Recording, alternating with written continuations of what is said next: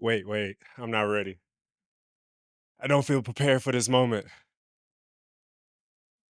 That's the common confession I often hear from doctors, CEOs, policy leaders, and athletes. Brilliant people, not underachievers, but people with credentials, experience, and clarity of purpose. Why?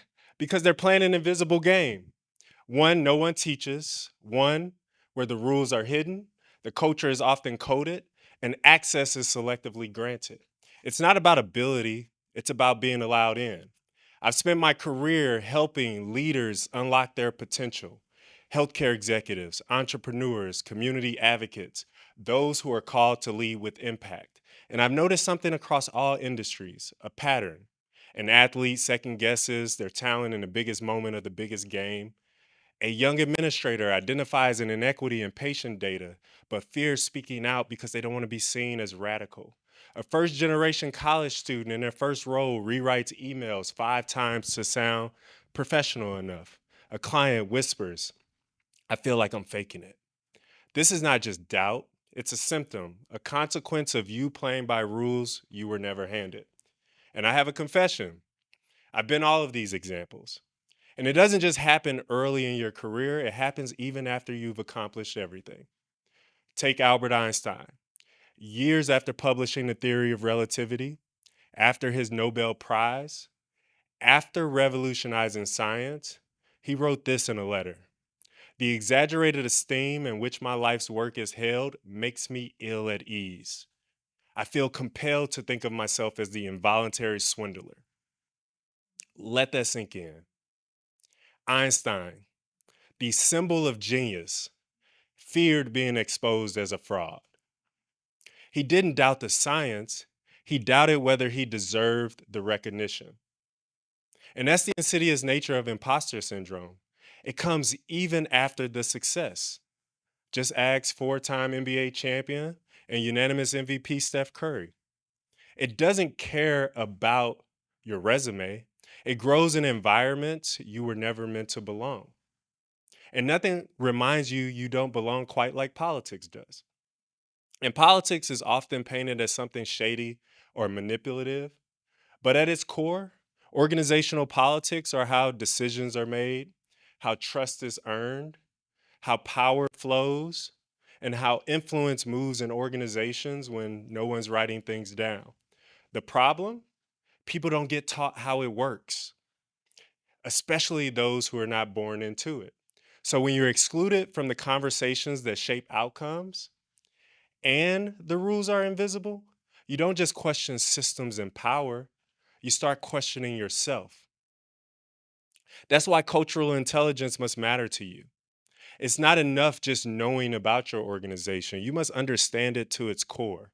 Who's in rooms, what language they speak, not just the words, but the unwritten values behind them.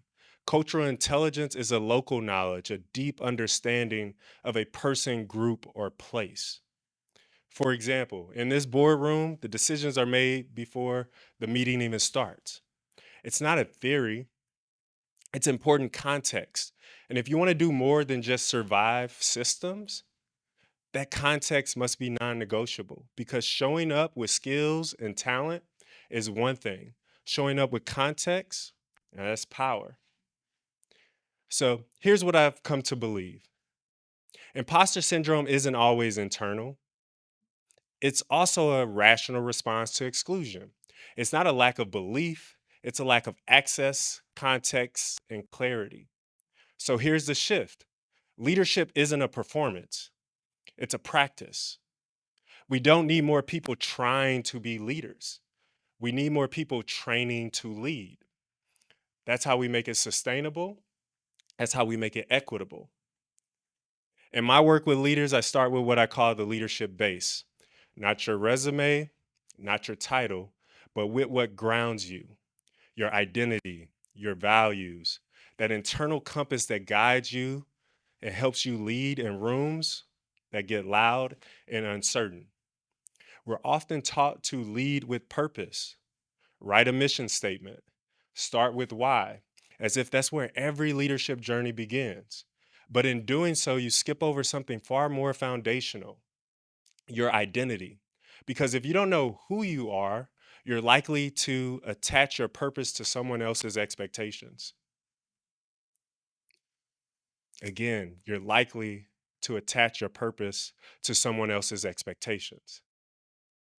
No one has ever changed the world trying to please someone else. No one has ever made history shrinking to someone else's version of success. Your identity grounds you, your purpose moves you, and leadership requires both. So here's what I know: leadership isn't just about knowing who you are, it's also about knowing and learning how you are. Again, it's also about learning how you are. Because most people are not burning out because they're doing too much. People are burning out because they're not clear on what deserves their fire.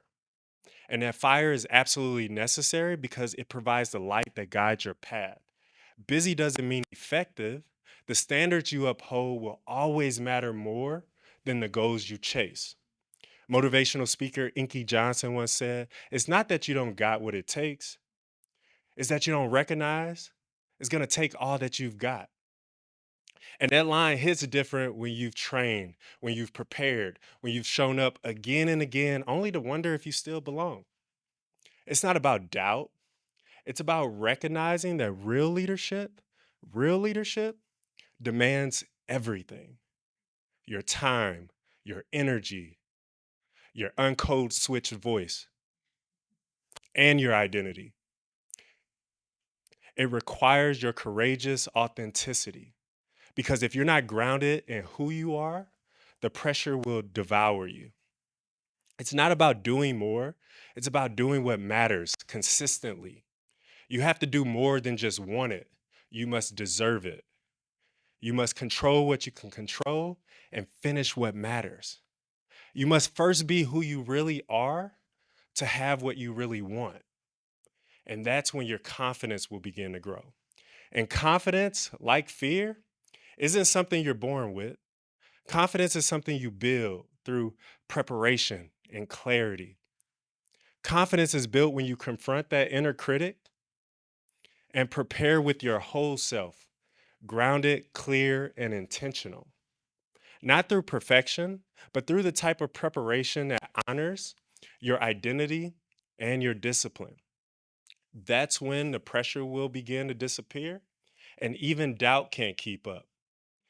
Kobe Bryant attested, "I trained and studied so hard.